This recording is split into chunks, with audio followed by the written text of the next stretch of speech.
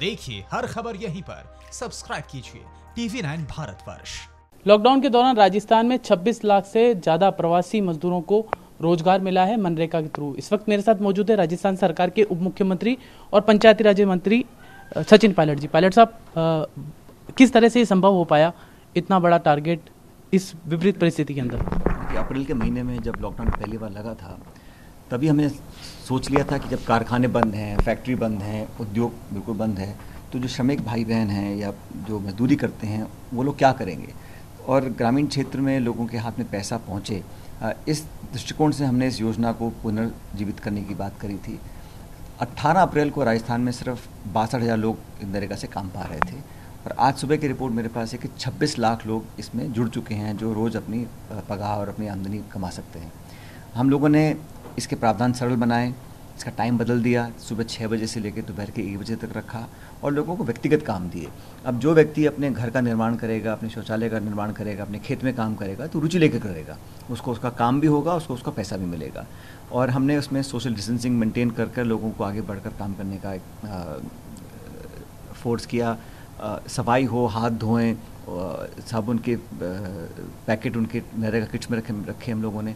और हमारे जो जिला अधिकारी हैं, ब्लॉक अधिकारी हैं, ग्राम सेवक हैं, उन सबको हमने धरातल पर उतार कर डेली मॉनिटरिंग में कर रहा था। और मुझे खुशी है कि आज हिंदुस्तान में नंबर 1 पर राजस्थान है, जहाँ तक लोगों को, श्रमिकों को नरेगा के माध्यम से काम मिलने की बात है। उनको पैसा कब तक मिल जाएगा? इसकी जल्दी हमारी पेमेंट 100% हो रही है, और ये अच्छी बात है कि लोगों को जहाँ पहले 200 रुपये प्रतिदिन मिलते थे, आज 220 रुपये कर दिया है।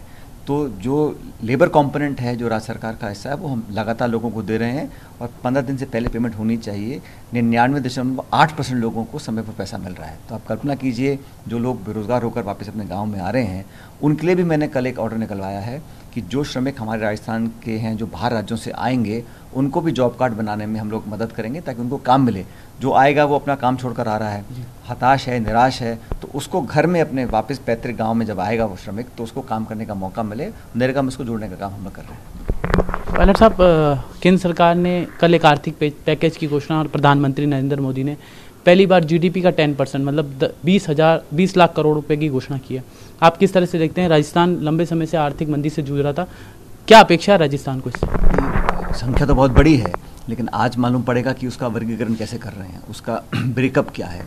और मैं तो चाहूँगा कि इसमें अधिकांश पैसा उन लोगों के पास जाए जिनके पास 2 टाइम की रोटी नहीं है, जिनके पास मकान नहीं है, जो बिल्कुल लाचार हैं, आर्थिक रूप से बहुत कमज़ोर हैं।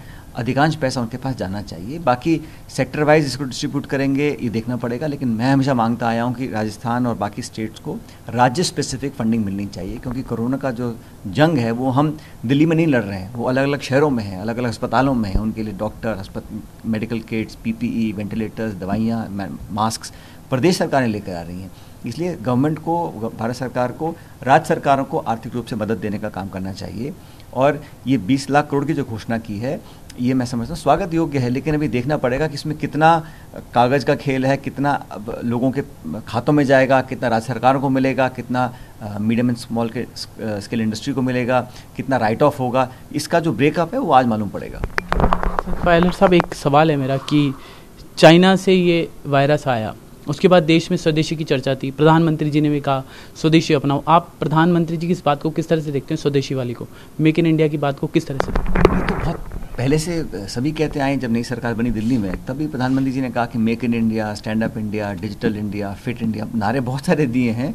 और आज मैं ये मानता हूँ कि अगर कुछ पुनर्जीवित करना है, अगर शुरुआत से कुछ चीज़ को लागू करना है, तो उसको हम रिफॉर्म करके, उसमें जो कमियां उसको ख़त्म कर कर एक बेहतर स्वरूप में पैदा कर सकते हैं। और प्रदेश के अंदर भी मैं समझता हूं कि अगर हम किसी उद्योग को, किसी फैक्ट्री को, किसी सेक्टर को हमें अगर पुनर्जीवित करना है, उसमें से ब्यूरोक्रेसी, उसमें से जो अड़चनें आती हैं, लोगों को इस चुनौती को एक अवसर के रूप में देखना चाहिए। लेकिन ये कहना बहुत आसान है। पहले हमारे जो संक्रमण है उसको हम कैसे रोक पाएंगे? गाँव तक अब ये पहुँचा नहीं है। अगर एक गांव तक पहुंच गया तो बहुत हालात देश में नकारात्मक हो सकते हैं। इसलिए हमें इस अति उत्साह में कि पैकेज आ गया, अब हमें उद्योग चालू करना है, ट्रेनों में बैठना है, उस चक्कर में अगर हमने कंटेनमेंट जोन को ढीला छोड़ दिया तो ये संक्रमण फैल जाएगा, और वही गलती हम कर देंगे जो अमेरिका ने करी है, जो इंग्लैंड, इटली ने की है। एक अंतिम क्वेश्चन सर, आप मजदूरों के लिए बहुत सोच रहे हैं, लगातार मॉनिटरिंग कर रहे हैं, मैं खुद देख रहा हूँ कि सोशल मीडिया पे भी आप अपडेट देते रहते हैं।